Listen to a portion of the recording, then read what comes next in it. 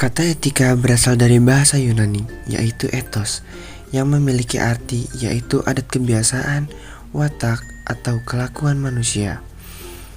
Dalam Kamus Besar Bahasa Indonesia, etika memiliki arti sebagai ilmu tentang yang baik dan apa yang buruk, dan tentang hak dan kewajiban moral akhlak. Selain etika, juga dikenal istilah etiket yang berasal dari bahasa Prancis yang berbunyi etiquette.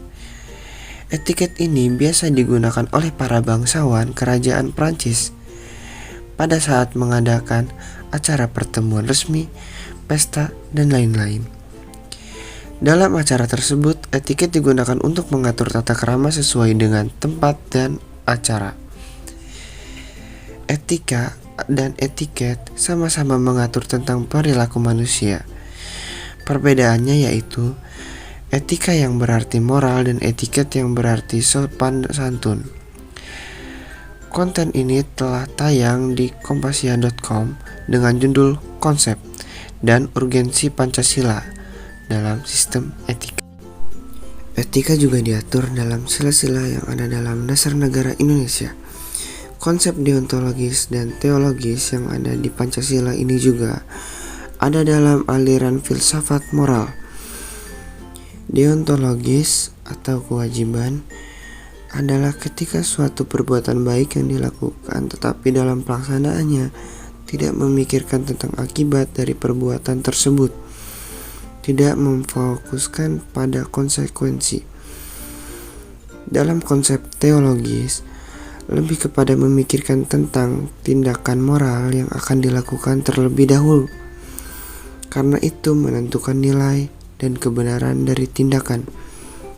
Etika Pancasila juga diatur dalam Ketetapan MPR RI nomor 2/MPR/1978, yaitu tentang penghayatan dan pengalaman Pancasila atau Eka Prasetya Pancakarsa dapat dipandang sebagai contoh norma etik bernegara. Namun ketetapan ini dicabut dan tidak lagi berlaku. Pencabutan ketetapan ini berdasarkan Ketetapan MPR nomor 18/MPR/1998 tentang pencabutan ketetapan Majelis Permusyawaratan Rakyat Republik Indonesia. Setelah pencabutan ini, muncul lagi ketetapan hukum untuk norma etik. Ketetapan ini muncul pada awal masa reformasi. Yang pertama adalah Ketetapan MPR nomor 11/MPR/1998 tentang penyelenggaraan negara yang bersih dan bebas korupsi, kolusi, dan nepotisme. Yang kedua, yaitu Ketetapan MPR nomor 6/MPR/2001 tentang etika kehidupan berbangsa. Dari ketetapan ini, di atas dapat disimpulkan bahwa Pancasila dapat dijadikan sebagai acuan dasar dalam bersikap dan bertingkah laku dalam kehidupan bernegara. Pancasila memang dijadikan sebagai acuan dalam bertingkah laku dalam kehidupan berbangsa bernegara, namun apakah dalam pelaksanaan dalam kehidupannya nyata memang benar diterapkan atau hanya sekedar menjadi sebuah acuan dan konsep saja. Selain itu, masih ada 5 nilai pada materi ini. Yang pertama adalah nilai ketuhanan. Nilai ini bersifat mutlak. Nilai ketuhanan juga dapat diartikan sebagai suatu perbuatan yang dapat dikatakan baik apabila tidak bertentangan dengan kaidah dan hukum Tuhan. Yang kedua adalah nilai kemanusiaan. Dalam konsep kemanusiaan ini terdapat pada keadaban dan keadilan yang akan seimbang antara jasmani dan rohani, lahir dan batin, dan setiap makhluk bebas dalam melakukan segala perbuatan asal perbuatan itu sudah sesuai dengan norma etika yang berlaku. Selanjutnya, yang ketiga adalah nilai persatuan. Dalam nilai persatuan Dalam semua perbuatan yang baik akan memperkuat persatuan dan kesatuan yang nantinya dapat menghasilkan nilai cinta tanah air dan rela berkorban. Yang keempat adalah kerakyatan. Dapat diambil sebuah contoh yaitu pada peristiwa penghapusan 7 kata dalam sila pertama Pancasila. Pada saat itu, pemeluk agama minoritas memberikan pendapat atau argumen, yaitu tentang mengapa pada sila pertama hanya mengacu pada satu agama saja. Pada peristiwa ini sudah masuk dalam konsep hikmat dan kebijaksanaan yang akan menghasilkan sikap saling menghargai antara sesama. Yang kelima adalah nilai keadilan, suatu perbuatan yang dapat menjaga keseimbangan antara hak dan kewajiban antara sesama. Permasalahan yang dihadapi Pancasila sebagai sistem etika dan berbangsa dan bernegara. Pada sila pertama yaitu adalah terjadinya kasus terorisme yang masih marak hingga saat ini tidak hanya di Indonesia, tetapi juga di luar negeri. Terorisme merupakan suatu gerakan yang mengatasnamakan agama yang perbuatannya tidak sesuai dengan norma etika dan hukum. Dari gerakan ini dapat menyebabkan perpecahan di dalam suatu negara, yaitu terjadinya perselisihan antar agama dan juga dapat menghambat integrasi nasional.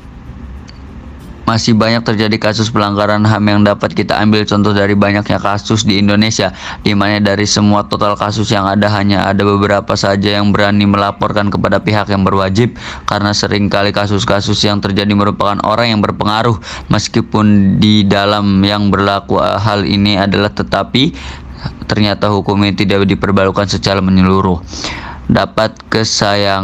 Terdapat kesenjangan antara rakyat miskin dan kaya, yang mana di dalam suatu daerah kawasan kumuh ada yang namanya sekolah negeri dan sekolah swasta, dan juga pada semuanya akan makin kaya dan kelompok akan semakin ini bisa terjadi menjadi apa adanya, dikatakan sebagai wakil rakyat yang selalu mengambil uang rakyat. Peristiwa-peristiwa ini berbangsa dan bernegara. Banyaknya kasus-kasus korupsi yang masih ada di Indonesia. Kasus-kasus ini meskipun tetapi saya tidak membuat para pelaku jerak, karena ketika ada sebuah kasus korupsi di Indonesia menjadi tumpul, tidak dihukum adil.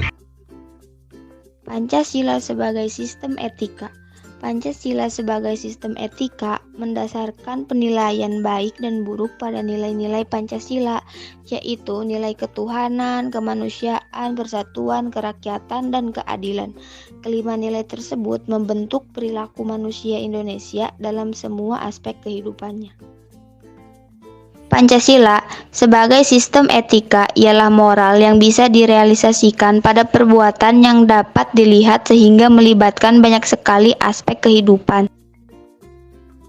Dapat dilihat masa kini masih banyak sekali warga yang tidak berasaskan Pancasila.